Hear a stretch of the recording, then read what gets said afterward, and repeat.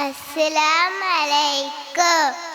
എൻ്റെ പ്രിയപ്പെട്ട അധ്യാപകരെ, കൂട്ടുകാരെ, എല്ലാവർക്കും അസ്സലാമലൈക്കും.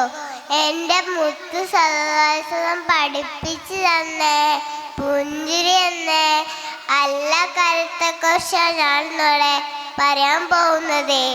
നബി സല്ലല്ലാഹു അലൈഹി വസല്ലം എപ്പോഴും ചിരിച്ച മുഖത്തോടാണ് എല്ലാവരോടും സംസാരിച്ചിരുന്നത്.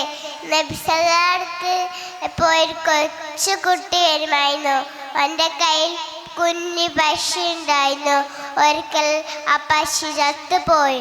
അപ്പോൾ അവനക്ക് വല്ല സങ്കടമായി. അപ്പോൾ നബി സല്ലല്ലാഹു അവൻ്റെ അടുത്തേക്ക് ചെന്ന് കുഞ്ഞിനെ നോക്കി സ്നേഹത്തോടെ പുഞ്ചിരിച്ചു. എന്നിട്ട് ചോദിച്ചു, കുഞ്ഞെ, നിന്റെ പശുക്ക് എന്ത് പറ്റി?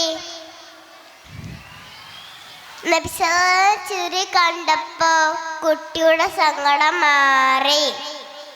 കൂട്ടുകാരെ, മറ്റൊരാളെ നോക്കി ചിരിക്കുന്നത് ഒരു പുണ്യമാണെന്ന് നബി സല്ലല്ലാഹു അലൈഹി വസല്ലം പറഞ്ഞിട്ടുമുണ്ട്.